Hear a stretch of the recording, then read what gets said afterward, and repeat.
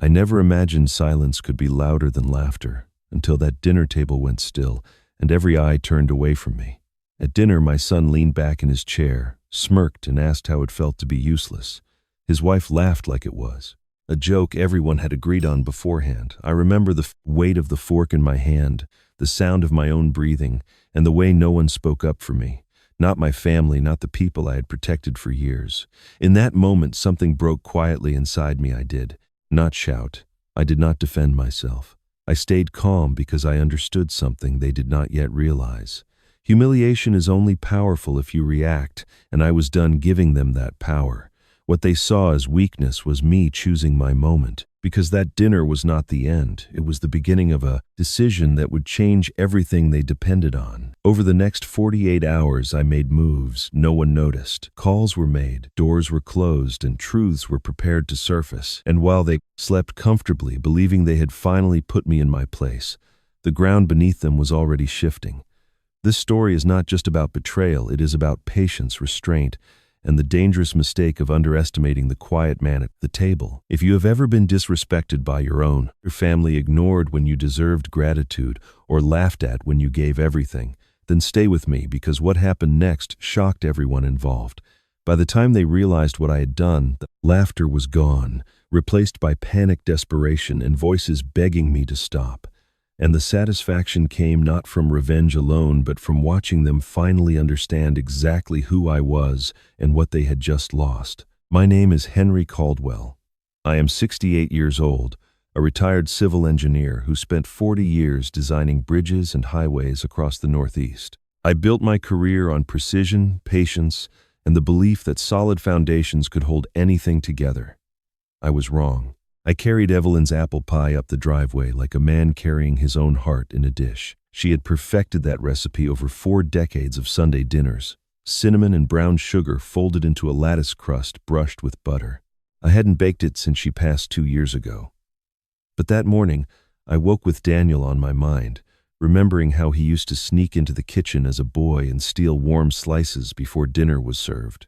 I thought maybe a taste of his mother's cooking might remind him of who we used to be.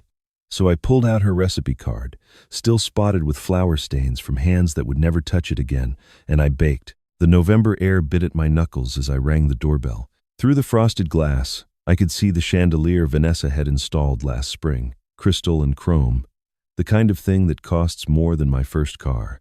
The door swung open and there she stood, my daughter-in-law, dressed like she was expecting a photographer instead of her husband's father.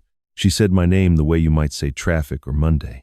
I held up the pie and told her it was Evelyn's recipe. Something flickered across her face, annoyance or something colder, and she took the dish without looking at it. She set it on the hallway table beside a vase of artificial flowers and told me Daniel was in the living room. The pie sat there untouched for the rest of the evening. I tried not to look at it. Daniel stood when I entered, but his hug felt rehearsed.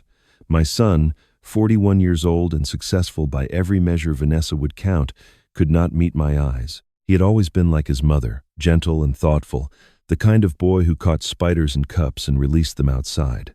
But somewhere in the past decade, that gentleness had curdled into silence. Dinner was served at precisely 6 o'clock. The table was beautiful, white linens and polished silver and candles that smelled like sandalwood. But sitting there felt like dining in a museum, beautiful and cold. Vanessa controlled every conversation. She interrupted me mid-sentence when I tried to share a story about a project I had worked on years ago. She corrected my opinions on politics with a pitying smile. When I mentioned driving to the hardware store, she tilted her head and suggested that perhaps I should not be driving at night anymore, that reflexes slow down at my age. Daniel said nothing. He pushed food around his plate like a child, hoping not to be called on. When the dishes piled up, Vanessa sighed dramatically. "Too bad Gloria is not here anymore," she said. She actually knew how to keep a house running. The name landed in my chest like a stone. Gloria, the housekeeper who had quit 3 years ago. I remembered the day she left, how Evelyn had cried, real sobs that shook her shoulders. I had found her clutching a photograph, and when I asked what was wrong, she only said she was losing everyone. I never understood why losing a housekeeper hurt her so much. After dinner, I gathered my coat. The pie still sat on the hallway table, the foil covering undisturbed. Vanessa walked me to the door, not from courtesy but to make sure I left. She stopped me with a hand on my arm. Her voice dropped to that register she used when she wanted to sound thoughtful. "Henry," she said, "can I ask you something honestly?" I paused with one arm in my coat sleeve and told her to go ahead. She tilted her head, studying me the way someone examines an item at a garage sale, assessing its worth and finding it lacking.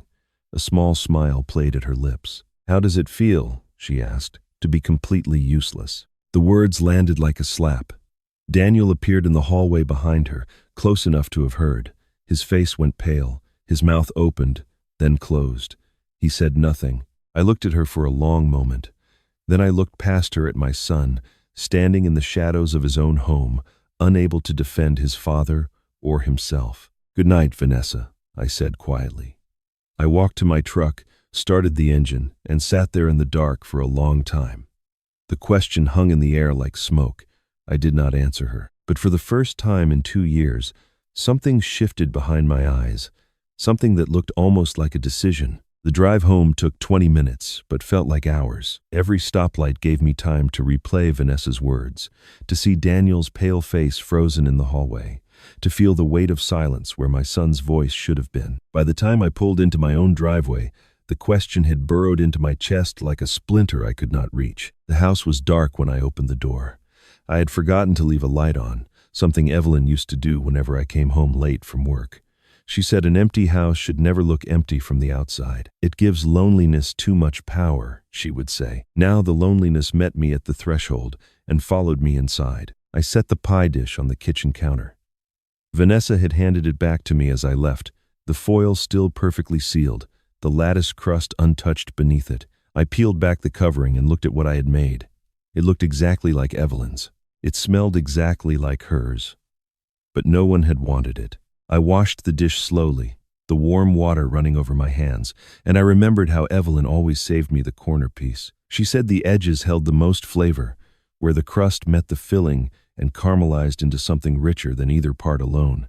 I had not eaten a corner piece in 2 years. When the dish was clean, I dried it and set it in the cabinet where it belonged. Then I walked to the living room and stood in front of her photograph on the mantel. She smiled at me from behind the glass, frozen in a moment from our 40th anniversary, her silver hair catching the light, her eyes holding that quiet knowing she always carried. "They do not see me anymore, Evie," I said aloud.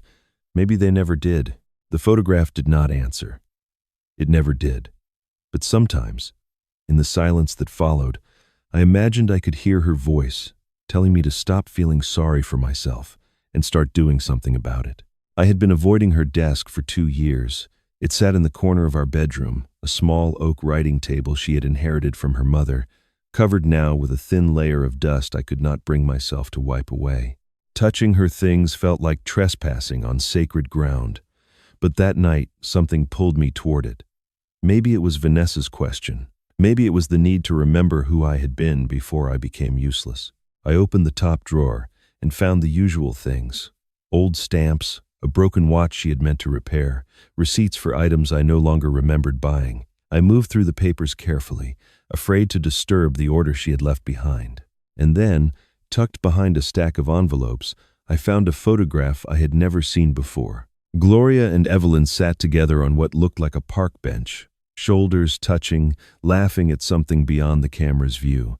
They looked like old friends, not like an employer and her housekeeper. I turned the photograph over and felt my breath catch. In Evelyn's handwriting, faded but unmistakable, were the words, "My most loyal friend, 2019. I stared at those words for a long time. Gloria had worked for us for 8 years before she quit, or so Vanessa had told us. She had been efficient and quiet, someone who moved through our home without demanding attention. But this photograph showed something different.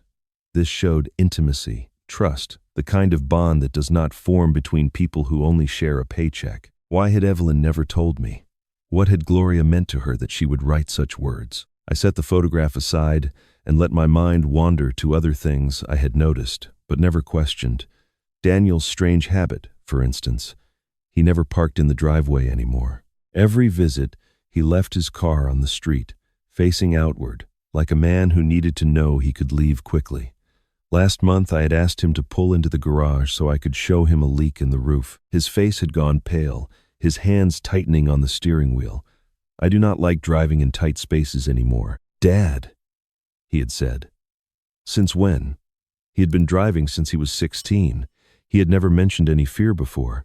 I sat on the edge of the bed, the photograph still in my hand, and I looked at Evelyn's bedside drawer. I had not opened it since the morning she died.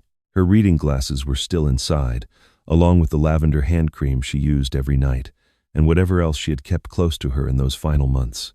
Opening it felt like disturbing her rest, but Vanessa's voice echoed in my skull. Useless. Completely useless. I needed to remember who I was.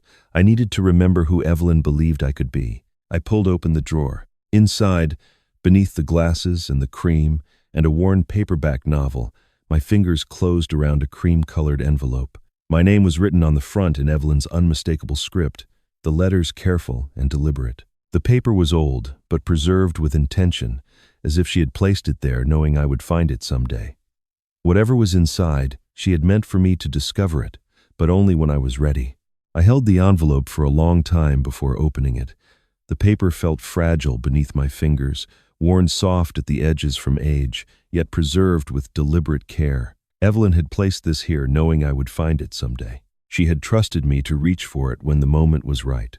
I was not certain this was that moment, but Vanessa's question still burned in my chest, and I needed something to hold on to besides grief. I slid my thumb beneath the seal and opened it carefully. Inside were 2 items.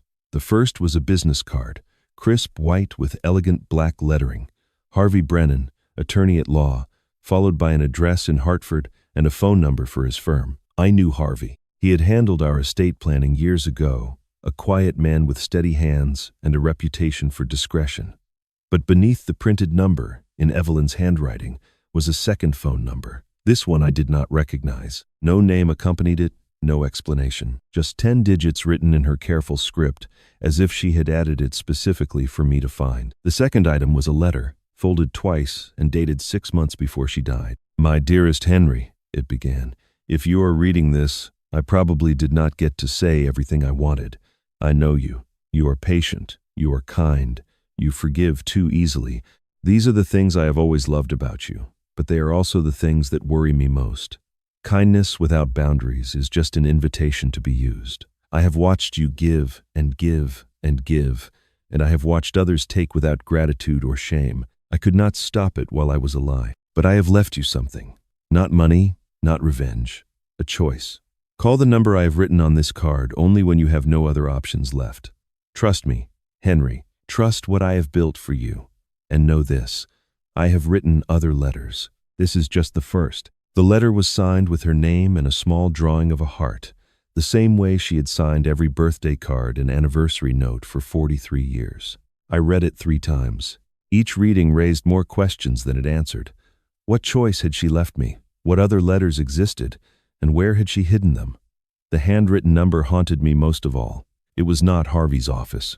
It was not any number I recognized from our life together. Someone else.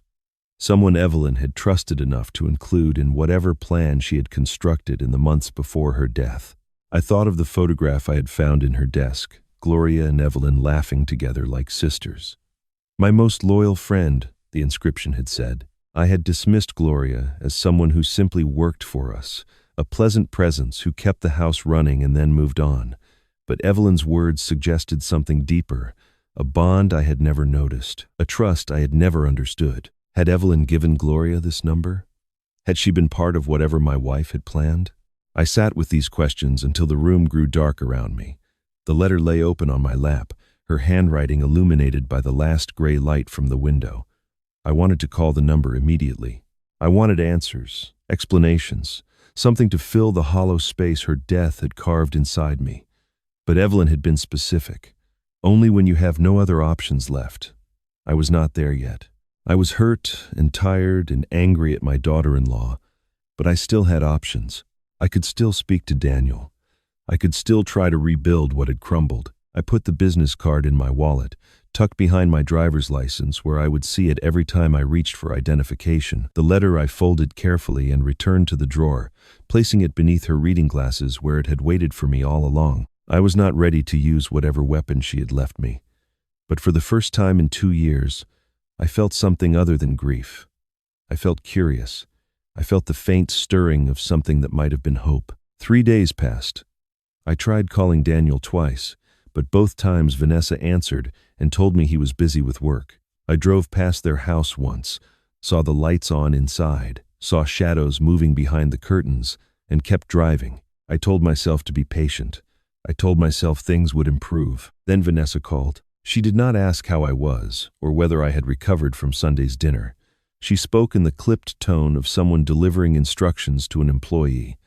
They were selling the family house, she said. My house, the one Evelyn and I had built together 40 years ago, where we raised Daniel, where she took her last breath in the bedroom we had shared for 4 decades. They needed the equity for Daniel's new business venture. She told me to start packing. She told me I could find a nice apartment closer to town. She told me this was for the best. She did not ask my permission. She did not pause for my response. She simply informed me of what would happen and then hung up. That night, I sat alone in the kitchen where Evelyn had taught me to make her apple pie. I took out my wallet and removed the business card.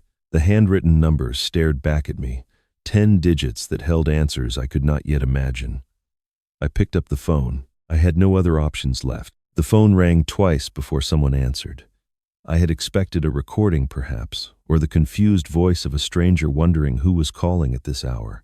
What I did not expect was warmth. What I did not expect was recognition. Mr. Caldwell, the woman said. I had been waiting for this call. My breath caught in my throat. The voice was familiar in a way that made my chest tighten, like hearing a song from decades ago and suddenly remembering every word. I knew this voice. I had heard it in my kitchen, in my hallways, in the background of 100 ordinary days I had taken for granted. Gloria, I said. She laughed softly. That same gentle laugh I remembered from years of family dinners when she would set dishes on the table and exchange quiet jokes with Evelyn while I pretended not to notice. Mrs. Evelyn said you would call eventually, Gloria continued. She just did not know when. I sat down heavily in the kitchen chair, the phone pressed hard against my ear. My mind raced through questions I did not know how to ask. Gloria had quit 3 years ago. Vanessa had told us she was moving to be closer to her grandchildren in another state. We had sent her off with a card and a small bonus, and I had thought nothing more of it. But Evelyn had cried that day. Evelyn had clutched a photograph and wept like she was losing a sister. You did not quit, I said. It was not a question. No, Mr. Caldwell. I did not. Gloria's voice remained calm as she explained what I had never suspected. 5 years ago, when Evelyn first received her diagnosis, she began noticing things she had overlooked before. Small things at first. The way Vanessa controlled conversations. The way she spoke over Daniel until he stopped speaking at all. The way she made financial decisions without consulting anyone, moving money and signing papers as if the family belonged to her. Evelyn watched her daughter-in-law isolate her son piece by piece, and she watched me give ground without realizing I was losing territory I could never reclaim. She came to me one evening, Gloria said. She asked if I would be willing to do something difficult, something that required patience and secrecy and loyalty. She said she needed someone she could trust completely, and she asked if I was that person. Evelyn had staged Gloria's departure 3 years ago. She created the story about grandchildren in another state, gave Gloria a generous severance that was actually a salary continuation, and sent her away before anyone could question the arrangement. But Gloria never truly left. She moved to an apartment 20 minutes outside of town. She continued to watch. She continued to document. She continued to wait for the day I would need what she had gathered. Mr. Caldwell, Gloria said, her voice steady and serious. I have 5 years of documentation. Photographs of documents Vanessa signed without authorization, videos without audio, because Mrs. Evelyn was very careful about what would be legal and what would not. A daily journal of everything I witnessed, every conversation I overheard, every decision that was made behind your back. Mrs. Evelyn did not want to leave you defenseless. She wanted you to have a choice, but only when you were ready to make it. I could not speak. I sat in my kitchen, surrounded by the shadows of a house they wanted to sell, listening to a woman I had barely noticed for 8 years tell me that my wife had spent her final years building a fortress around me, even dying, even knowing she could not protect me forever. She had found someone loyal. She had planned for every possibility. She had waited, across death itself, for me to choose. Why did she not tell me? I finally asked. Why keep this secret? Gloria's pause held a kindness I did not deserve. Because she knew you, Mr. Caldwell. She knew you would try to fix things yourself. She knew you would forgive Vanessa and Daniel and everyone who hurt you. Because that is who you are. She loved that about you. But she also knew it would destroy you if no one stood in the gap. So she asked me to stand there. And I have been standing there ever since. Tears slid down my face. I did not wipe them away. I let them fall onto the table where Evelyn and I had shared 40 years of breakfasts, where she had squeezed my hand on difficult mornings and told me everything would work out. She had been protecting me even then. She had never stopped. There is more, Mr. Caldwell, Gloria said quietly. Mrs. Evelyn left instructions for me to give you something else, but only in person. Can you come to me tomorrow? I gripped the phone tighter. What else did she leave? Gloria's pause lasted 3 heartbeats. When she spoke again, her voice carried the weight of secrets kept too long. Letters, Mr. Caldwell. Letters for everyone, including one for Vanessa. The apartment complex sat on a quiet road 15 minutes outside of town, the kind of place people passed without noticing. I found Gloria's unit on the 2nd floor, a modest door with a small wreath of dried flowers hanging beside the number. She opened it before I could knock, as if she had been watching for my arrival from the window. Mr. Caldwell, she said, stepping aside to let me enter. Thank you for coming. She looked the same as I remembered, perhaps a few more lines around her eyes. Her gray hair pulled back in the same neat bun she had always worn. She moved with the same quiet dignity that had made her presence in our home feel natural, like she belonged to the rhythm of our lives. She offered me tea, and I accepted because I did not know what else to do with my hands. The living room had been transformed into something I did not expect.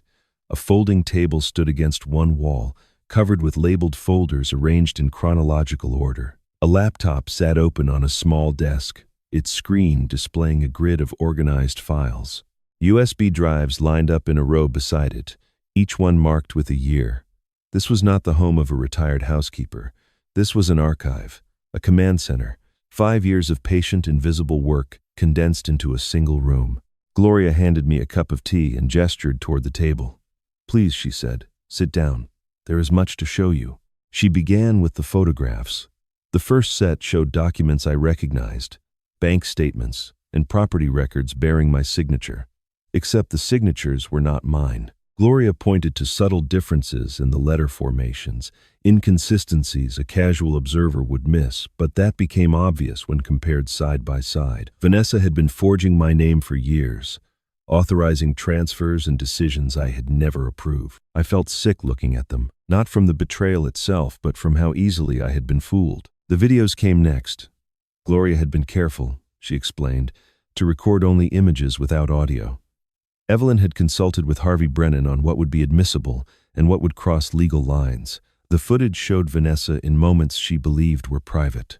In one clip, she stood in Daniel's home office, pointing her finger at him while he sat motionless in his chair. I could not hear her words, but the violence in her posture needed no translation. In another, she rifled through papers in what looked like my own study, photographing documents with her phone before replacing them exactly as she had found them. Watching felt like peering through a window into a house I thought I knew and discovering it had been burning from the inside all along. The journal was the hardest. Gloria had kept a daily record of everything she witnessed, written in neat handwriting that filled notebook after notebook. She opened one to an entry from 3 years ago and handed it to me. The words blurred as I read them. Today, V told H he was lucky they let him stay in his own house. H said nothing. E would have been heartbroken. I remembered that day. I remembered Vanessa's offhand comment and how I had laughed it off, telling myself she was joking. I remembered choosing silence because fighting seemed like too much effort. Page after page documented small cruelties I had absorbed without acknowledgement, insults I had swallowed, decisions made without my input, a slow erosion of dignity so gradual I had not noticed I was disappearing. Why, I asked, my voice cracking, why did she do all this? Gloria sat down across from me, her hands folded in her lap.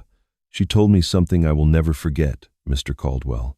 She said, "Gloria, Henry is the kindest man I have ever known. That is his greatest strength and his greatest weakness. When I am gone, they will use that kindness against him.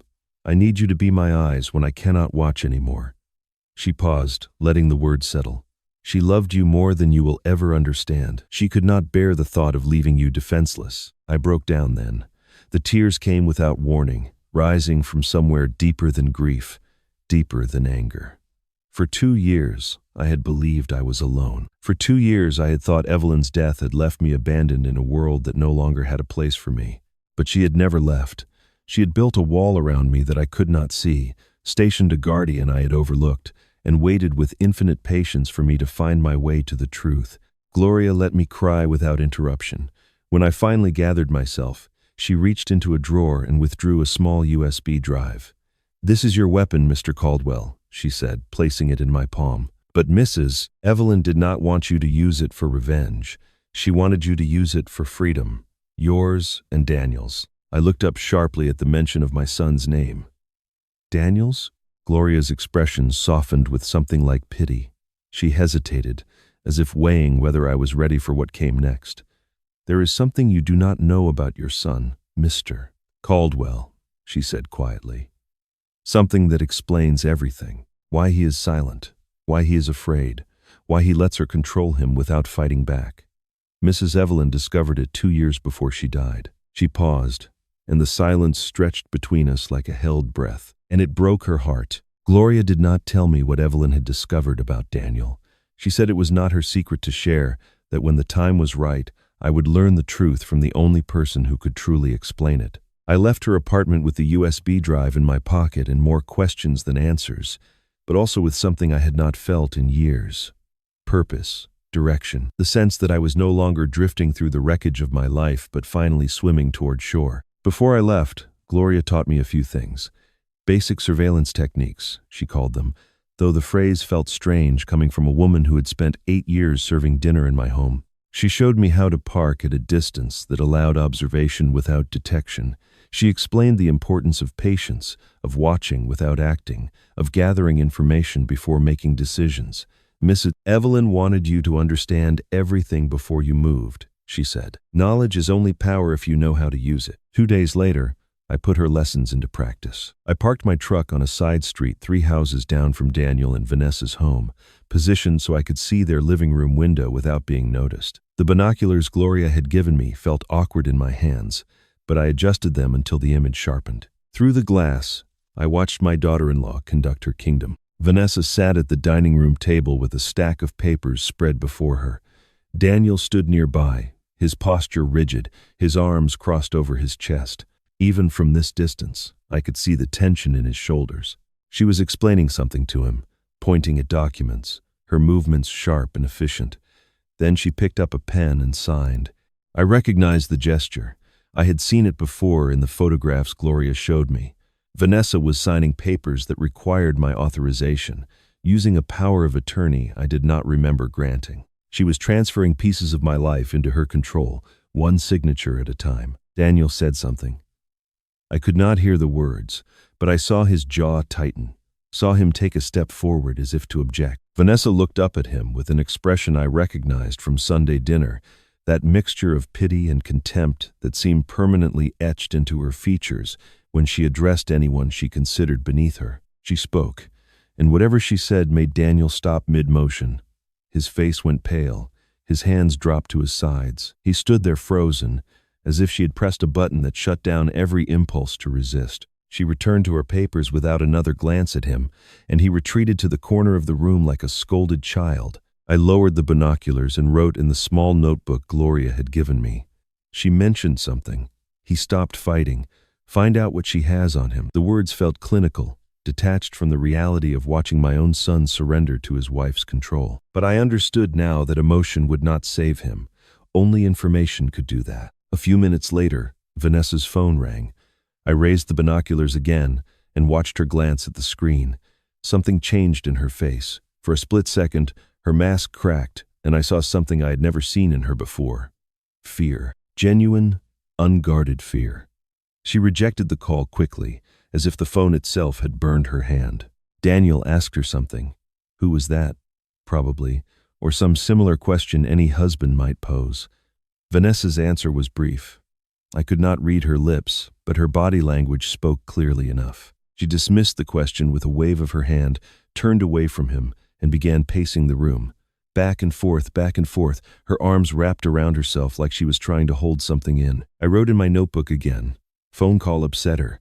Someone she does not want to talk to. Ohio? I remembered Gloria mentioning that Vanessa never spoke about her family back east, that Evelyn had once tried to ask about her childhood and received only cold silence in response. Whatever that phone call represented, it had rattled her more than any confrontation with Daniel ever had. I watched her pace for another 10 minutes, studying her movements with new eyes. Gloria had been right. When Vanessa controlled others, her expression did not show triumph or satisfaction. It showed fear. She was not a predator enjoying the hunt. She was a cornered animal lashing out at anything that came close. Understanding this did not make me forgive her, but it made me wonder what had happened to turn a woman into someone who saw control as the only form of safety. I drove home as the sun began to set, the USB drive heavy in my pocket, the notebook filled with observations I would review later. The house was dark when I arrived, and I did not bother turning on lights. I sat in the kitchen with my laptop open, checking emails out of habit more than necessity. The message appeared near the top of my inbox. New listing alert, the subject line read. Property matching your saved search. I clicked it without thinking, assuming it was some random house in the neighborhood I had flagged months ago when considering whether to downsize. The photographs loaded slowly.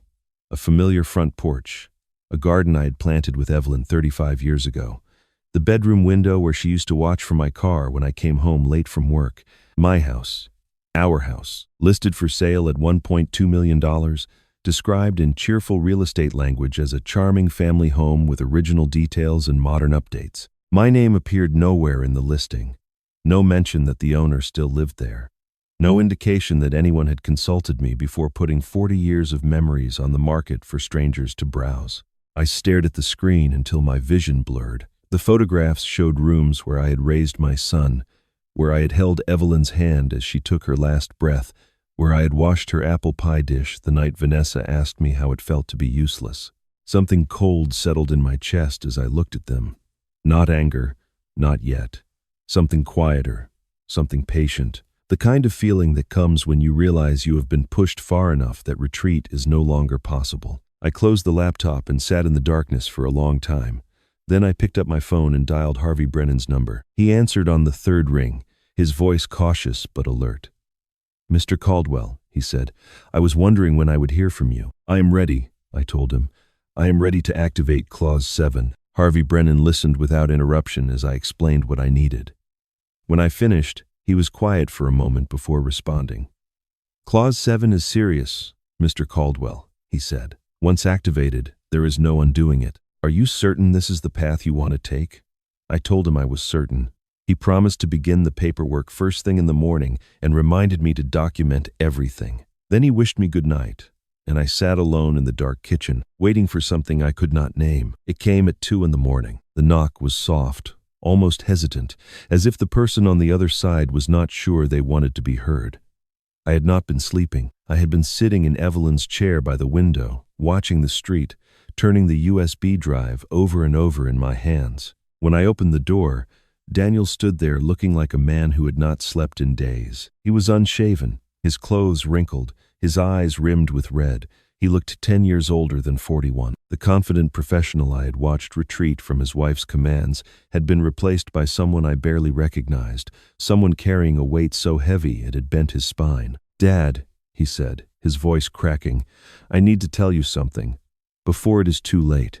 I stepped aside and let him in.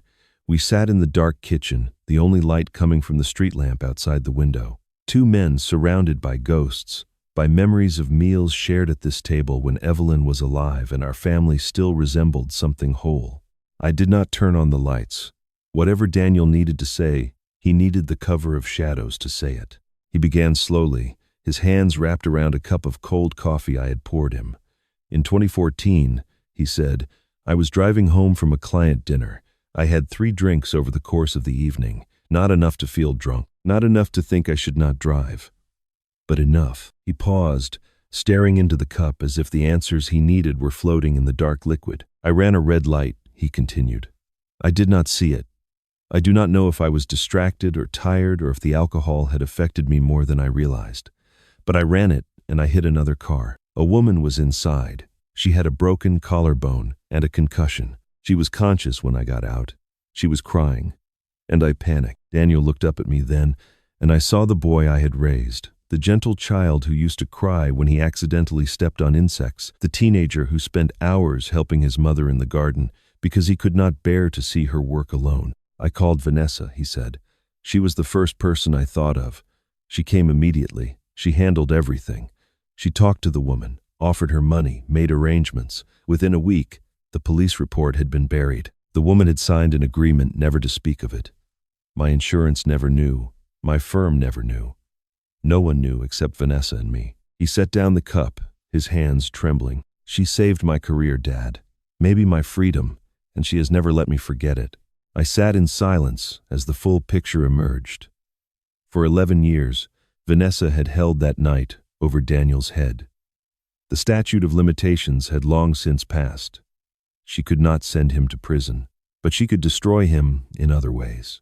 If the truth came out, he would lose his professional license. His reputation would crumble.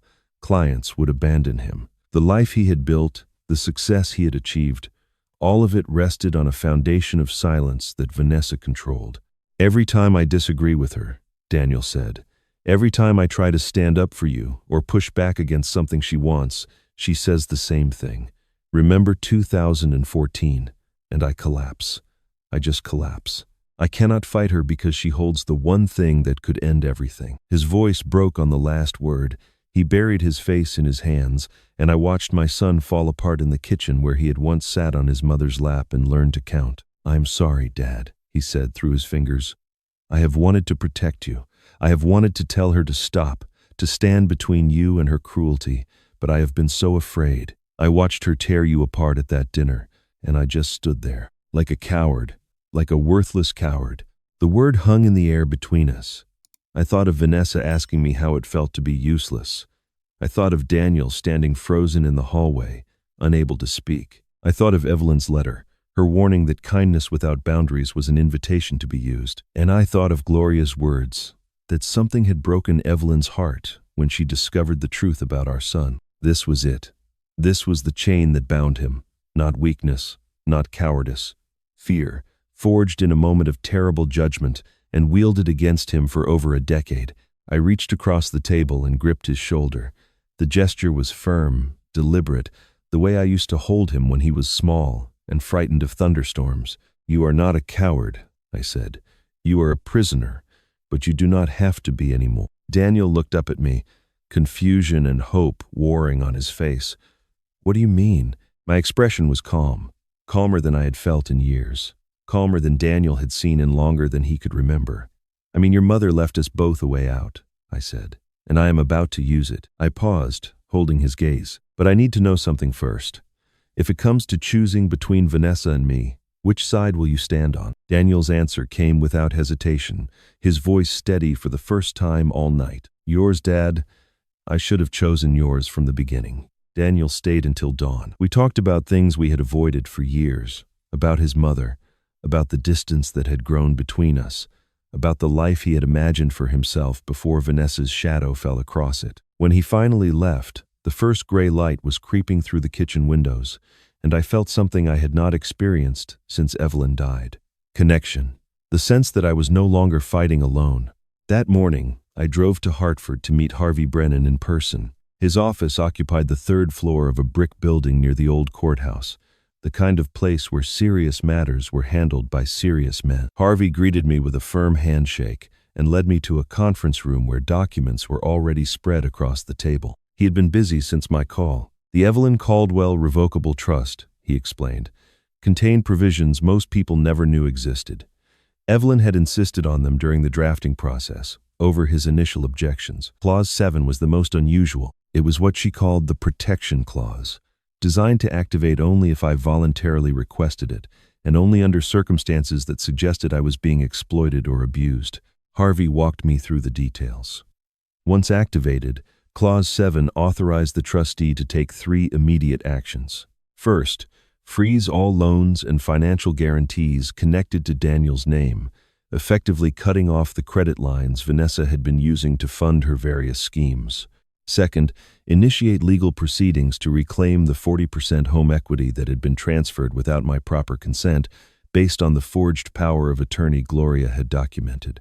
Third, redirect the remaining assets in the trust to the Evelyn Caldwell Foundation for Elder Advocacy, an organization Evelyn had established quietly 2 years before her death. She planned for this, I said, more to myself than to Harvey. He nodded.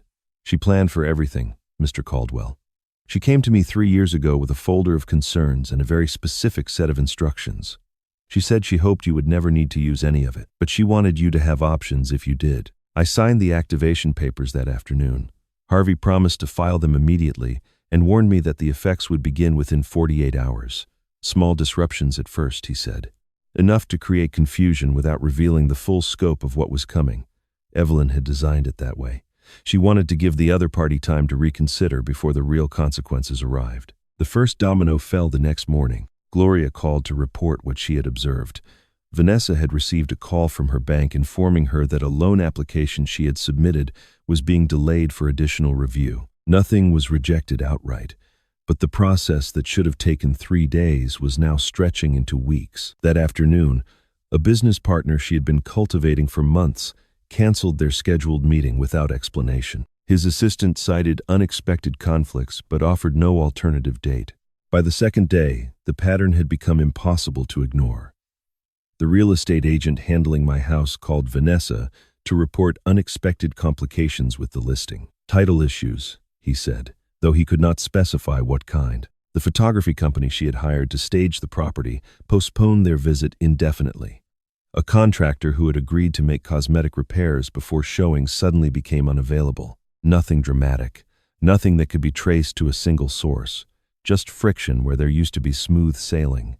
Delays where there used to be instant accommodation. The machinery of Vanessa's carefully constructed life was beginning to grind against invisible resistance. Daniel reported the rest. He told me Vanessa had spent the second evening making phone calls, checking accounts, reviewing every document she could find. Everything looked fine on paper, but nothing was working the way it should. She paced through their house like a caged animal, her voice growing sharper with each dead end. "Something is wrong," she snapped at Daniel. "Someone is interfering with us." He told me he did not rush to reassure her. For the first time in 11 years, he simply sat and watched her spiral without offering comfort or solutions. She noticed his silence, he said, and it unsettled her more than any of the financial setbacks. On the evening of the second day, Vanessa found an envelope in her mailbox. Daniel described it to me later, his voice hushed with something between fear and awe. There was no return address, no postmark. It had been hand-delivered, placed directly in the box sometime during the afternoon when neither of them was home. Inside was a single sheet of cream-colored paper, the same kind Evelyn had always used for her personal correspondence. Vanessa recognized the handwriting immediately. She had seen it on birthday cards, grocery lists, notes left on the kitchen counter during the years when Evelyn was still alive and still believed her daughter-in-law might become part of the family. The elegant loops and careful spacing were unmistakable. Daniel said Vanessa's hands trembled as she unfolded the letter. He said her face went pale, then gray, then something closer to white. He said she read the first line and made a sound he had never heard before, something between a gasp and a moan. The letter began with words Evelyn had written months before her death, preserved and delivered according to a schedule only Gloria knew. "Dear Vanessa," the first line read, "if you are reading this, you have made a terrible mistake. I have been watching you longer than you know." Daniel told me Vanessa looked up from the paper and scanned the empty street outside their window. Her eyes moved from shadow to shadow, searching for something she could not see, suddenly aware that the dead woman's gaze had never truly closed. Daniel called me an hour after Vanessa opened the envelope. His voice was low, barely above a whisper, as if he feared she might hear him from another room. "She is in the study," he said. "She has been reading the same letter over and over. I have never seen her like this, Dad. She looks terrified." I asked him to tell me everything. He did. Vanessa had stood in the kitchen for a long time after recognizing Evelyn's handwriting, the letter trembling in her hands. Daniel watched from the doorway, unsure whether to approach or retreat. Finally, she moved to the study, closed the door behind her, and did not emerge for nearly an hour. When Daniel pressed his ear to the wood, he heard nothing but silence punctuated by the occasional sharp intake of breath. He pieced together the contents later, after Vanessa left the letter on her desk and retreated to the bedroom. He photographed each page and sent the images to me while I sat in my dark kitchen, reading words my wife had written 6 months before she died. The letter was dated and precise, written in Evelyn's measured hand, with the same clarity she brought to everything she did. There was no anger in the words, no bitterness, only the calm certainty of someone who had watched and waited and finally decided to speak. "I know what you are, Vanessa," the letter began.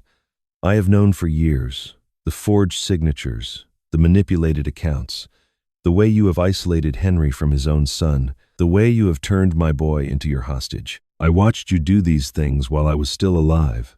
I documented them. I preserved every piece of evidence that crossed my path.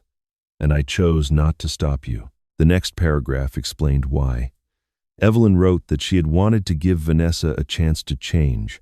She had hoped that time and reflection might soften the hard edges of her daughter-in-law's cruelty. She had believed, perhaps foolishly, that somewhere beneath the manipulation there was a woman capable of becoming something better. She had waited and watched and prayed for transformation. "You did not take it," the letter continued. "You did not change. You became worse. And now I am gone. And you have mistaken my absence for permission. You have mistaken Henry's kindness for weakness. You have mistaken my silence for ignorance. You were wrong on all counts." The terms came next, laid out with the precision of a legal document. Vanessa had 48 hours from the moment she read the letter. She was to leave the family with whatever she had brought into it and nothing more. She was to file for divorce quietly, without contest, without demands. She was to walk away and never contact Henry or Daniel again. If she complied, Evelyn wrote, the evidence would stay buried. The photographs, the videos, the journals, all of it would remain sealed in Gloria's possession, never to be released. If she did not comply, everything would go to Henry's attorney, her employer, and her family in Ohio. "Your mother will learn exactly who her daughter became," Evelyn had written. "This is not a threat. It is a consequence." Daniel told me there was something else in the envelope. A small USB drive, unlabeled except for a single word written in marker on its surface. Sample. Vanessa had plugged it into her laptop with the reluctance of someone defusing a bomb. Daniel watched through the crack in the study door as images and video clips filled her screen. He saw her face go white as she watched herself forging documents at the kitchen table. He saw her flinch as a video showed her mocking Henry behind his back, imitating his voice while laughing with someone off camera. He saw her freeze completely when footage appeared of her confronting Daniel, her finger pointed at his chest, her mouth forming words that Daniel knew by heart. Remember, 2014. Just samples, just fragments, but enough to prove that the full archive existed, that every cruel word and dishonest act had been captured and preserved by eyes she had never suspected were watching. Daniel said Vanessa sat motionless for a long time after the final clip ended. Then she checked the timestamp on the letter's instructions and looked at the clock on her laptop. The 48 hours had started the moment she opened the envelope. By Daniel's count, nearly 2 hours had already passed. For the first time in her adult life, Daniel told me, his wife was not in control. A dead woman had outmaneuvered her from beyond the grave.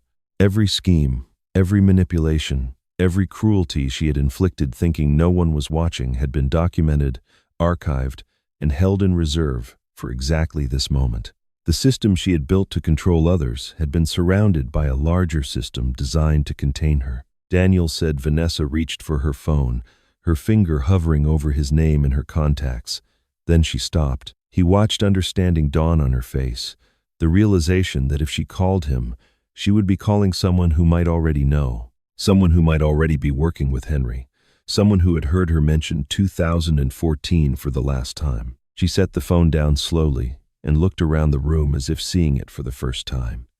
Daniel recognized the expression. It was the look of a woman who had suddenly discovered that she was surrounded by enemies, some living and some dead, and who had no idea anymore who she could trust. The clock on her phone changed as she stared at it. 47 hours, 58 minutes, and 32 seconds remaining. Daniel told me she did not sleep that night. Neither did I. The next 48 hours unfolded like a siege, and I watched from a distance as the walls closed in around Vanessa one by one. Gloria kept me informed during the first 12 hours. Vanessa moved through the early stages of denial with the frantic energy of someone who still believed she could outrun what was coming. She called Gloria's old phone number, the one that had been disconnected 3 years ago when Evelyn staged her departure. She drove to the post office, listed on the envelope's return address, and demanded information about the box rental. The clerk told her it was registered to the E. Caldwell estate and had been paid 5 years in advance. No other information was available. Daniel reported that Vanessa came to my house while I was meeting with Harvey. She let herself in with a key I did not know she possessed and searched through drawers, closets, filing cabinets. She found nothing because there was nothing to find. Everything that mattered was with Gloria, stored in an apartment Vanessa did not know existed, protected by a woman she had dismissed as insignificant years ago. Every door Vanessa opened led to another wall. Every thread she pulled unraveled into nothing. By the 13th hour, the external collapse began. Her employer called first. Daniel was in the room when her phone rang, and he watched her face shift from confusion to alarm as the voice on the other end spoke. The company had received documentation, the caller explained, concerning irregularities in her expense reports. Receipts that did not match submitted claims.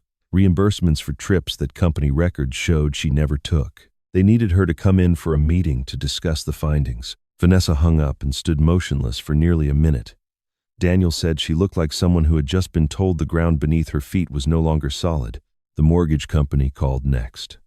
The loan application she had submitted weeks ago, the one that would have financed Daniel's business expansion using my house as collateral, had been flagged for irregularities. The representative used careful language but made clear that approval was no longer likely. Additional documentation would be required. A formal review had been initiated. By hour 20, the client she had been cultivating for months sent a brief email.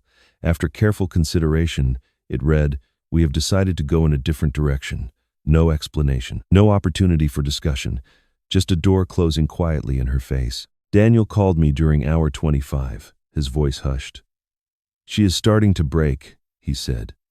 "She keeps checking her phone. I think she is going to call you." He was right. The first call came at hour 26. I let it ring through to voicemail. Her voice was sharp, demanding, the tone of someone accustomed to control. "What did you do, Henry? Whatever this is, you need to call it off right now. I am not going to be bullied by a dead woman and a senile old man who does not know when to quit." I deleted the message without responding. The second call came 4 hours later. Her tone had shifted, the aggression replaced by something meant to sound reasonable. "Henry, let us talk about this like adults. I am sure we can work something out. Whatever Evelyn thought she knew, I can explain. Just call me back and we can discuss this calmly." I did not call back. The third call came near hour 36. The negotiating mask had crumbled entirely. Her voice cracked as she spoke, the words tumbling out in a rush. "Henry, please. I am sorry. I know I have not always been kind to you. I know I have made mistakes. Whatever you want, I will do it. Just please call me back. Please." Silence was my only answer. I spent those hours preparing. I cleaned the house, arranged chairs in the living room, reviewed the documentation Gloria had provided one final time. I thought about what I would say when the moment came, how I would present the choice Evelyn had designed for exactly this confrontation. I thought about my son, about the chain that had bound him for 11 years, about the freedom that was finally within reach. At hour 47, I picked up my phone and dialed Vanessa's number. She answered before the first ring finished. "Henry?" Her voice was raw, exhausted, stripped of every pretense. "Come to my house," I said. "Alone. We need to talk." The line went silent for a moment. Then, quietly, "I will be there in 20 minutes. I ended the call and sat down in Evelyn's chair to wait. Daniel told me later what happened after I hung up. Vanessa grabbed her keys from the counter, her movements jerky and uncoordinated, her face hollow from 2 days without sleep. He stood from the couch where he had been watching her pace. "I am coming with you," he said. She shook her head. He said alone. Daniel's expression hardened in a way she had never seen before. His voice was steady, his posture straight, his eyes meeting hers without flinching. I will be there anyway, he said. You do not get to face him without me, not this time. He was not asking permission. He was not offering a suggestion. He was stating a fact, the first fact he had stated to her in 11 years, without checking to see if she approved. Daniel told me Vanessa looked at him for a long moment, and something shifted in her face. Recognition, perhaps, or the beginning of understanding. She realized, he said, that she had already lost him. The chain she had used to bind him for over a decade had finally snapped, and he was no longer hers to command. They drove separately to my house. When the headlights appeared in my driveway, I stood and walked to the door. The confrontation I had waited 2 years for was about to begin. Daniel's car pulled into the driveway 10 minutes before Vanessa's headlights appeared on the street. I watched from the kitchen window as he parked, and something caught my attention. He had pulled all the way in, his front bumper nearly touching the garage door, his car positioned as if he intended to stay. For years he had parked on the street with his vehicle facing outward, ready for escape. Tonight he had driven in without hesitation, claiming space he had avoided since the accident that had haunted him for over a decade. I opened the back door before he could knock. He looked tired but steady, his shoulders straighter than I had seen them in years. The hunted expression that usually shadowed his features had been replaced by something calmer, something that resembled resolve. She is coming, he said. I know, I replied. Are you ready? His answer came slowly, as if he were discovering the truth of it even as he spoke. I have been ready for years. I just did not know it. I poured him a cup of coffee, and we sat at the kitchen table, the same table where he had confessed the accident 2 nights before, the same table where his mother and I had shared 40 years of breakfasts and quiet conversations. The weight of history pressed down around us, but for the first time it felt like foundation rather than burden. Daniel reached into his jacket and withdrew a USB drive, smaller than the one Gloria had given me, but similar in appearance. He set it on the table between us and looked at me with an expression I could not quite read. I need to tell you something, he said. Something I have never told anyone. He explained that 5 years ago, around the same time his mother first got sick, he had begun keeping records of his own. Screenshots of financial transactions Vanessa made without his consent. Photographs of documents she signed using authority she did not have. A journal of incidents, dates, and conversations that troubled him. He had stored everything on this drive, hidden in a safety deposit box Vanessa did not know existed. I thought I was alone, he said. I thought if I ever needed to escape, I would need proof that I was not complicit in everything she did. I did not know Mom had set up something bigger. I did not know you had, Gloria. I did not know anyone else was watching. I took the drive from the table and held it in my palm. The weight was negligible, but what it represented was immense. My son had been fighting back in the only way he knew how, building his own small fortress against the woman who controlled him, preparing for a day he was not sure would ever come. You were never alone, I said. Your mother made sure of that. She was protecting both of us, even when we could not see it. Daniel's eyes glistened, and he looked away toward the window where the first hint of Vanessa's headlights was beginning to glow in the distance. I studied him in that moment, really looked at him for the first time in years. I saw the boy who used to fall asleep in my lap during long car rides, his small body warm and trusting against my chest. I saw the teenager who came to me with clumsy questions about girls, embarrassed but knowing I would not laugh. I saw the young man who had stood beside me at his mother's funeral, his hand gripping mine so tightly I thought my bones might crack. And I saw the man who had gotten lost somewhere along the way, who had made a terrible mistake one night 11 years ago and had been paying for it ever since. Not to the law, not to the woman he had injured, but to the wife who had turned his guilt into a leash and his shame into a cage. Daniel, I said, and waited until he looked at me. What happened in 2014 was a mistake, a terrible one. You hurt someone, and you ran from the consequences instead of facing them. That was wrong. But it does not define you. What defines you is what you do next. His eyes filled with tears, and for a moment he was not 41 years old anymore. He was a small boy who had broken something precious and was waiting to see if his father would still love him. I want to do better, Dad, he said, his voice cracking. I want to be the son Mom believed I could be. I reached across the table and gripped his hand the way I used to when he was young and frightened. "Then be him," I said, "starting tonight." The doorbell rang, cutting through the moment like a blade. We both stood, and I saw Daniel's spine straighten, saw his jaw set with determination. For the first time in over a decade, we were on the same side, father and son, united against the force that had divided us for so long. I put my hand on his shoulder before we walked to the door. "Whatever happens in there," I said, "remember something important. We are not trying to destroy her. We are trying to set everyone free, including her." Daniel nodded, and together we walked to the front of the house. I opened the door. Vanessa stood on the porch, smaller than I had ever seen her. The armor of confidence she had worn like a second skin had been stripped away by 48 hours of collapse.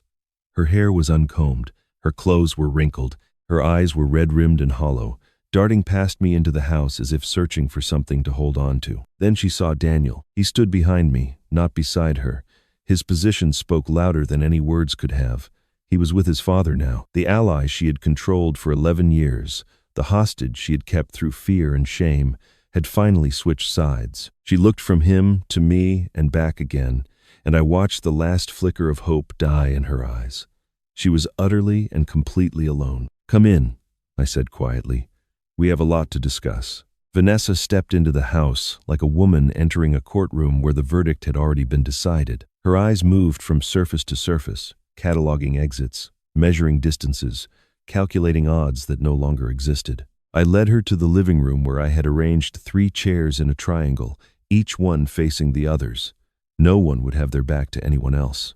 No one could hide. I gestured for her to sit. She did, perching on the edge of the cushion as if ready to flee at any moment. Daniel took the chair across from her, his posture straight, his hands resting on his knees. I remained standing for a moment, gathering the materials I had prepared. Then I began. I did not yell. I did not accuse. I simply showed her everything, laying it out on the coffee table like an engineer presenting blueprints for a structure that had already been built.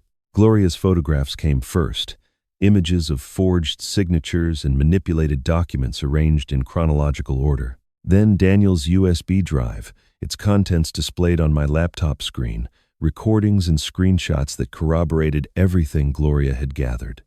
Then the legal papers from Harvey Brennan, the trust provisions, the protection clause, the machinery Evelyn had constructed to reclaim what had been stolen. Finally, the letters. Evelyn's words, preserved and delivered according to a timeline only the dead woman had known. "This is what we have," I said when the presentation was complete. "This is what we can do with it. But that is not why I called you here." Vanessa's first response was defiance.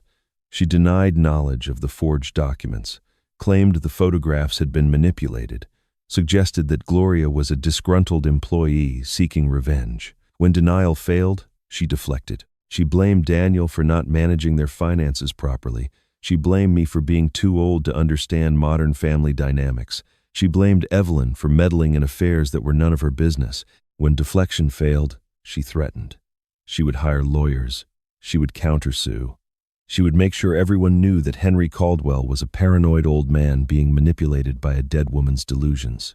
But the threats rang hollow, and we all knew it. The foundations of her power had been systematically removed. The loans were frozen. The house sale was blocked. Her employer was investigating irregularities. Her client base was evaporating. She had nothing left to threaten with, no leverage remaining, no cards left to play. When she finally fell silent, something unexpected happened. She did not beg. She did not plead for mercy or promise to change. Instead, she started to talk. "You want to know why I am like this?" she said. Her voice was hollow, stripped of its usual sharp edges, as empty as a house after the furniture has been removed. I waited. "My father was like you, Henry," she continued. "Kind, patient, forgave everything. He worked 2 jobs his whole life to provide for us. He never complained. He never demanded anything for himself. He gave and gave and gave until there was nothing left." She looked up, her eyes dry but devastated. "My mother used him up like a paper towel and threw him away. She spent his savings on things she wanted. She ran up debts in his name. She told him she loved him while she drained every account he had. When the money was gone, she left. He died in a nursing home with $7 in his bank account, My mother bought a condo in Florida with his retirement fund. I was 15 years old. The room was silent. Daniel stared at his wife as if seeing her for the first time, not as a monster, but as a wounded creature lashing out at a world that had taught her cruelty before she was old enough to choose something different. I swore I would never be him, Vanessa said. I would never be weak. I would never be the one who got used and thrown away. I would always be the one in control, always be the one holding the cards, always be the one who could not be hurt. She paused, her breath catching. I did not want to hurt you, Henry. I just could not stop being afraid. Every time I saw your kindness, I saw my father. And every time I saw my father, I saw how he ended up, alone, broke, forgotten. I could not let that happen to me. I could not let anyone have that power over me. I thought of Evelyn's letter, the words she had written about kindness without boundaries. I thought of something else she used to say during our long conversations about people and their choices. Hurt people, she would tell me. The cycle continues until someone is brave enough to break it.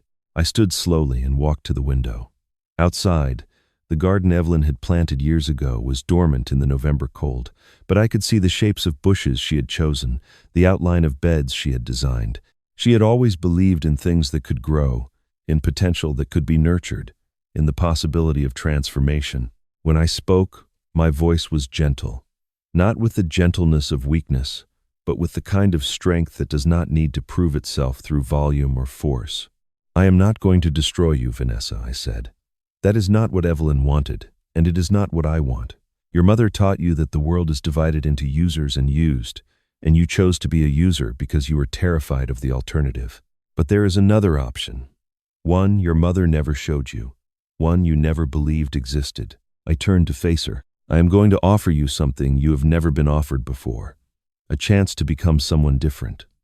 A chance to break the cycle your mother started. The question is, are you brave enough to take it? Vanessa stared at me as if I had spoken in a language she did not understand. The question hung between us, and I could see her mind working behind her exhausted eyes, searching for the trap, the hidden condition, the cruelty disguised as mercy.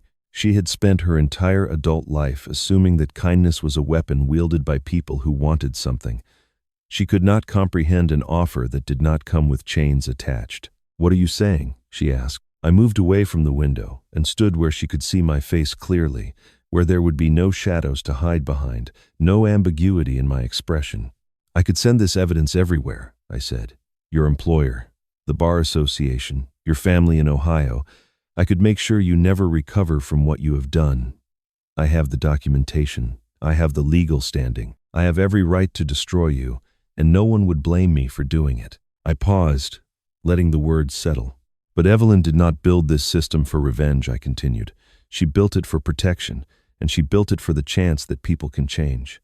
She watched you for 5 years, Vanessa. She documented everything, but she also waited. She gave you time to become different on your own. You did not take that chance. Now I am giving you another one." Vanessa's confusion deepened. She looked at Daniel as if he might translate, but he sat motionless, watching me with an expression I could not read. I explained the terms. The Evelyn Caldwell Foundation for Elder Advocacy had been established 2 years before my wife died. It served elderly people who had been abandoned by their families, exploited by caregivers, or left to navigate systems designed to confuse them. It provided legal assistance, social support, and simple human presence to people who had been forgotten by the ones they trusted most. "You will work there for 2 years," I said, "full-time, unpaid. You will sit with people who have been treated the way you treated me. You will hear their stories. You will see yourself reflected in the eyes of the children who abandoned them. You will learn what your cruelty looks like from the other side." Vanessa's face had gone pale. She opened her mouth to speak, but I held up my hand. "If you complete 2 years, the evidence stays sealed. Everything Gloria gathered, everything Daniel documented, everything Harvey has prepared, none of it goes public. You will have the chance to rebuild whatever life you choose, free from the shadow of what you have done. But if you leave early, if you quit, if you fail to fulfill your commitment, everything goes public immediately. Your employer, the bar, your mother. Everyone will know exactly who you became." The room was silent. Daniel shifted in his chair, his eyes moving between his wife and me. "What about Daniel?" Vanessa asked. Her voice was small, uncertain, nothing like the commanding tone she had used at Sunday dinners. I looked at my son. He met my gaze and nodded slightly, giving me permission to speak for both of us. "That is between you two," I said. "If, after 2 years, you both want to rebuild your marriage with honesty this time, with truth as the foundation instead of fear, I will not stand in your way. If you decide you want to divorce, I will not stop that either. Whatever you choose, it will be a real choice, made by two people who are finally free to make it." I turned back to Vanessa. "But the blackmail ends tonight. Daniel's mistake from 2014 stays in the past. You hold nothing over him anymore. That chain is broken. Whatever happens between you now happens because you both choose it, not because one of you is trapped." Vanessa sat motionless for a long time. I could see the calculations running behind her eyes, the old instincts searching for angles, advantages, ways to turn this offer into something she could control. But there were no angles left. The only path forward was the one I had offered. Finally, she spoke. "Why?" she asked. Her voice cracked on the word. "Why would you do this instead of just ending me? You have every reason to hate me. You have every right to destroy me. Why would you offer me anything except punishment?" I thought of Evelyn. I thought of her patience, her faith in people, her stubborn belief that transformation was always possible if someone was brave enough to try. I thought of the letters she had written, the system she had built, the years of preparation that had led to this moment. She had not done any of it for revenge. She had done it because she believed in something I had almost forgotten. "Because my wife believed that nobody is born cruel," I said. "They just forget how to be kind. She watched you for 5 years, Vanessa. She saw what you did to me, to Daniel, to everyone around you. But she also believed you were not beyond redemption. She wanted to give you a chance to remember who you could have been. I am honoring her wish." Vanessa's eyes glistened, though no tears fell.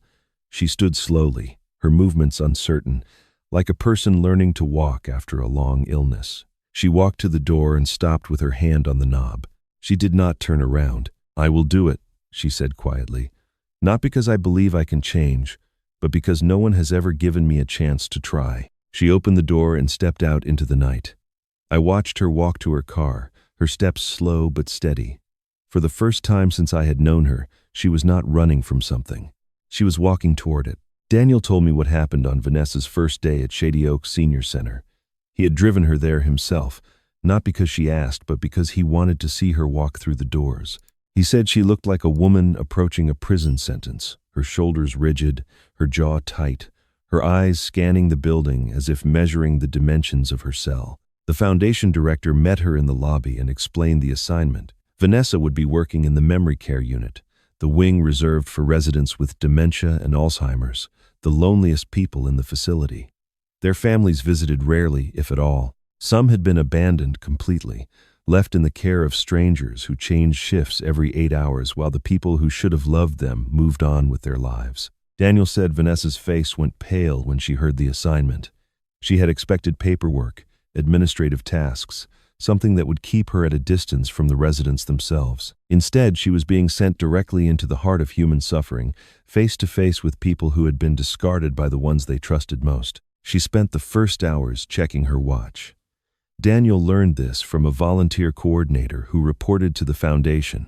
Vanessa moved through the unit with visible discomfort, answering questions when asked but initiating nothing, keeping her eyes down, counting the minutes until her shift would end. She was serving time, not seeking transformation. She was enduring, not engaging. Then Margaret called her over. Margaret was 82 years old, a former school teacher who had spent 40 years educating children in a small Ohio town. Her memory was failing now, slipping away in pieces like sand through fingers. But on that particular afternoon, she was lucid. She sat in a wheelchair by the window, watching the parking lot as if expecting someone who would never come. She asked Vanessa to sit with her. Vanessa hesitated, then complied. Margaret wanted someone to listen. She told Vanessa about her daughter, about the years of sacrifice and love she had poured into raising her, about the promises made and broken, about the day her daughter had emptied her bank accounts and sold her house and put her in this place and never come back. Her voice was thin as paper, fragile as old lace, but the words were clear. I gave her everything, Margaret said. I thought that was what love meant. I thought if I sacrificed enough, she would love me back. I was wrong. Love should go both ways. It should not leave you empty. It should not leave you here. Daniel said Vanessa could not meet the old woman's eyes. She sat rigid in her chair, her hands clenched in her lap, her face a mask that was beginning to crack. When Margaret finished speaking, Vanessa mumbled something about needing to check on other residents and fled the room. She made it to her car before she broke down. Daniel was waiting in the parking lot when she emerged. He watched her walk past him without acknowledgement, watched her unlock her car and climb inside and sit motionless behind the wheel. Then her shoulders began to shake. He told me he had never seen his wife cry like that, not in 11 years of marriage. The sobs came from somewhere deep, somewhere she had locked away so long ago she had forgotten it existed. He did not approach her. He understood that some things must be faced alone. That night, alone in her apartment, Vanessa sat with Margaret's words echoing in her mind. I gave her everything. That was what Henry had given his family. That was what her father had given her mother. Kindness without expectation, love without boundaries, trust without conditions. And in both cases, the people they loved had taken everything and left them with nothing. She had sworn never to be like her father. She had built her entire life around the determination to be the one who took rather than the one who gave. But sitting in that nursing home, looking into Margaret's clouded eyes, she had finally seen the truth she had been running from for 30 years. She had not avoided becoming her father. She had become her mother. The realization was devastating and undeniable. Every cruel word she had spoken to Henry, every manipulation she had used against Daniel, every piece of their lives she had taken and claimed as her own. She had done to them exactly what her mother had done to her father. She had become the monster she had feared. At midnight, she picked up her phone and dialed a number she had not called in 15 years. Her mother answered on the fourth ring, her voice annoyed at the late hour, demanding to know who was calling. Mom, Vanessa said. Her voice cracked on the word. I need to tell you something. I need to tell you what I have become, and I need you to tell me if it is too late to be someone else. Silence stretched across the line, across the years of distance and denial. Then, for the first time in decades, her mother began to cry. The conversation lasted 3 hours. Daniel told me later that Vanessa had shared pieces of it with him, fragments of a lifetime of pain finally being spoken aloud. By the end, she understood things she had spent her whole life running from, the cycle her mother had started, the fear that had driven every choice, the walls she had built that had become her own prison. When she hung up, she sat in her car until sunrise, watching the sky turn from black to gray to gold. She thought of Henry's offer, of Evelyn's letters, of Margaret's empty eyes. She thought of all the people she had hurt and all the years she had wasted, and she made a decision. She would not just serve her 2 years, she would earn them. A year passed, and the world I had known continued to transform in ways I had not dared to imagine. The foundation director called me one afternoon, 12 months after Vanessa had begun her work at Shady Oaks. Her name was Patricia, a woman in her 60s who had spent 3 decades serving the forgotten elderly of our community. She had been skeptical when I first explained the arrangement, doubtful that someone like Vanessa could genuinely change. But her voice on the phone that day carried something I had not expected: admiration. I did not believe it at first, Patricia told me.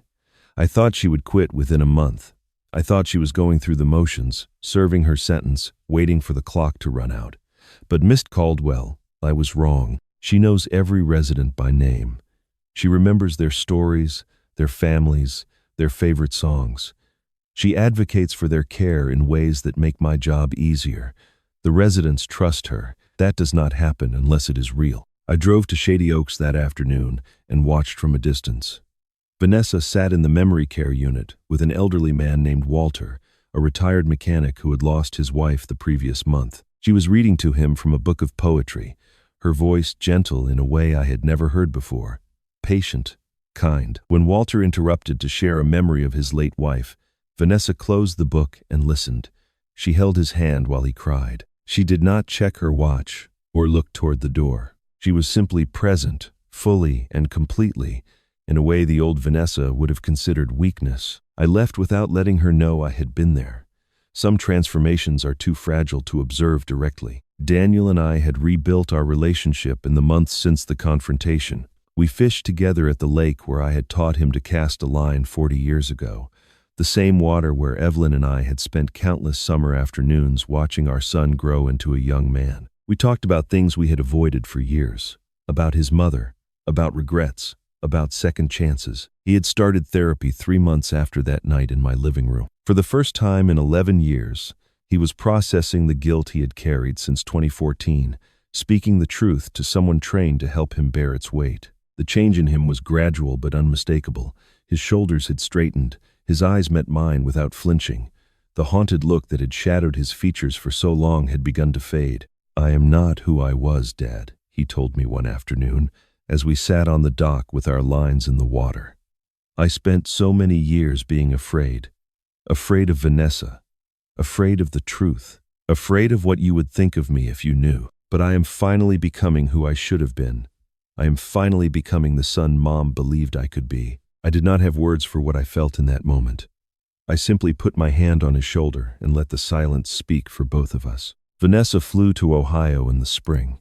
Daniel told me about the trip afterward, his voice careful as he shared details that were not entirely his to give. She had not been back in 18 years. She had not spoken to her mother in person since the phone call that first night, but something had shifted in her. Some wall had finally crumbled, and she needed to see where she had come from in order to understand where she was going. She met her mother in the small apartment where the older woman now lived alone. They talked for hours, the stories Vanessa had blocked out finally being spoken aloud. The damage was real. The pain was real, but so was the possibility of something different. She visited her father's grave for the first time. She stood before the simple headstone and did not ask for forgiveness. She asked for the chance to be different. Her mother, older now and full of her own regrets, took her hand and said the words Vanessa had needed to hear her entire life. "It is not too late. It is never too late." I visited Evelyn's grave on a quiet afternoon in late summer. I brought fresh flowers, the white lilies she had always loved, and I sat on the bench beside her headstone and told her everything. About Gloria's faithful work, about Daniel's redemption, about Vanessa's slow and painful transformation. I told her about the foundation bearing her name, about the people it was helping, about the legacy she had built without ever knowing how far it would reach. "You were right," I said to the silent stone. "Kindness without boundaries is dangerous. It invites people to use you. It teaches them that your generosity has no limits and therefore no value.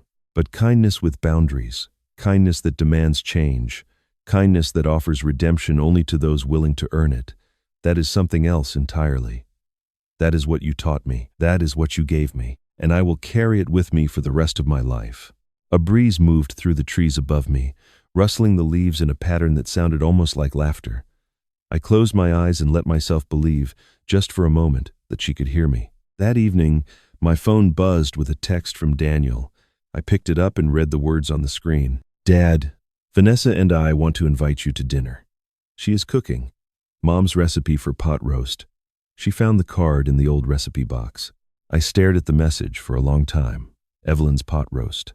The dish she had made every Sunday for 40 years. The recipe she had perfected through decades of patient adjustment. The meal that had meant family, belonging, home. I typed back slowly, my fingers unsteady on the keys. "I will be there." I drove to Daniel's house on a Sunday evening in late November, almost exactly 2 years after the dinner that had started everything. The same street, the same driveway, the same front door with the crystal chandelier glowing behind the frosted glass. But as I walked up the path, I knew that everything waiting inside had changed. Vanessa opened the door before I could ring the bell. She stood there for a moment, uncertain, her hands clasped in front of her like a woman who had not yet learned how to greet someone she had once tried to destroy. Then she stepped forward and embraced me. The hug was tentative, unpracticed, the gesture of someone relearning a language she had forgotten long ago. But it was genuine. I felt that in the way her arms tightened briefly before letting go. "Henry," she said, "thank you for coming." Daniel appeared behind her and took my coat. He hung it in the closet with a smile that reached his eyes, the kind of smile I had not seen on his face in over a decade. The hallway looked different now. The artificial flowers had been replaced with a simple vase of fresh daisies, The crystal chandelier still hung above us, but its cold light seemed softer somehow, warmed by something I could not name. The dining room table was set simply, without pretense. No elaborate centerpieces, no polished silver arranged in precise formations, just plates and glasses and napkins folded with care. In the center sat the pot roast, steam rising from the dish, filling the room with an aroma that stopped me in my tracks. It smelled exactly like Evelyn's. I took my seat at the table, the same chair I had occupied 2 years ago, when Vanessa had asked me how it felt to be useless. Daniel sat across from me, and Vanessa took the place at the head of the table. She served the meal herself, portioning the meat and vegetables onto our plates with quiet attention. Conversation flowed naturally in a way it never had before. We talked about the foundation, about the residents Vanessa had grown to care for, about the programs she was helping to develop. We talked about Daniel's new job at a smaller firm where the hours were reasonable. We talked about the spring garden I was planning, the tomatoes and peppers I intended to grow in the beds Evelyn had designed decades ago. Vanessa listened more than she spoke. When she did talk, she asked questions instead of making pronouncements. She wanted to know about my plans for the garden. She asked Daniel about his therapy sessions with genuine interest rather than judgment. At one point during the meal, Daniel reached across the table and took her hand. She let him. Their fingers intertwined with the ease of two people who had finally learned how to be gentle with each other. I watched her throughout the evening, searching for traces of the woman who had tormented me. The sharp edges were gone. The defensive posture had softened. The fear that had driven every cruel word and calculated manipulation had been replaced by something else. Not confidence, exactly. Something quieter. Something that looked like peace. After dinner, Vanessa asked if she could speak with me alone. Daniel nodded and began clearing the table while she led me to the kitchen. We stood at the sink together, washing dishes, a task that would have been unthinkable 2 years ago. The water ran warm over our hands as we worked in companionable silence. Then she spoke. "I need to ask you something," she said. Her voice was soft, uncertain. Did Evelyn really believe I could change, or was this all just a very elaborate punishment, a way to make me suffer for what I did to you? I turned off the water and dried a dish slowly, considering my answer. The question deserved honesty, not comfort. Evelyn used to say something, I told her. She said that nobody is born to be the villain. They just forget they had a choice. She watched you for 5 years, Vanessa. She saw everything you did, but she also saw something else. She saw a woman who was terrified, who had built walls so high she could not see over them anymore, who had forgotten that there was another way to live. She did not want to punish you. She wanted to remind you that you had a choice. She wanted to give you the chance to make a different one. Vanessa was quiet for a long moment. Then she nodded slowly, her eyes glistening but her voice steady. "I am glad she did," she said. "Even if I did not deserve it." We finished the dishes in silence. When the last plate was put away, she thanked me again for coming. I hugged her back this time, and the gesture felt less foreign than it had at the door. I said goodnight to Daniel and walked to my car. Before starting the engine, I sat for a moment and looked back at the house. Through the window, I could see Daniel and Vanessa cleaning up together, their silhouettes moving through the warm light. He said something, and she laughed softly. The sound carried faintly through the glass, and I realized I had never heard her laugh like that before. Without edge, without calculation, just joy. I reached into my wallet and took out the business card Evelyn had left me.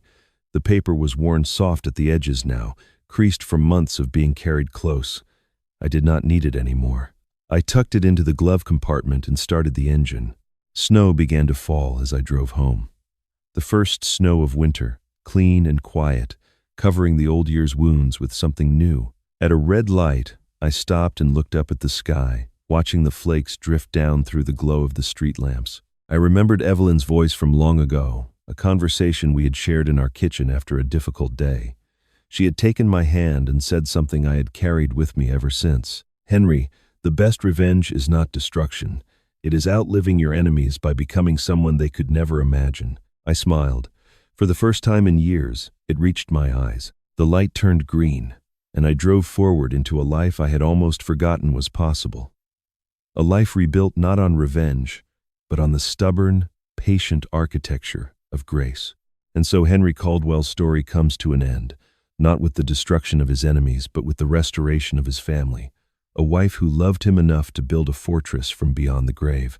A son who found the courage to break free from 11 years of fear. A daughter-in-law who discovered that it is never too late to become someone different.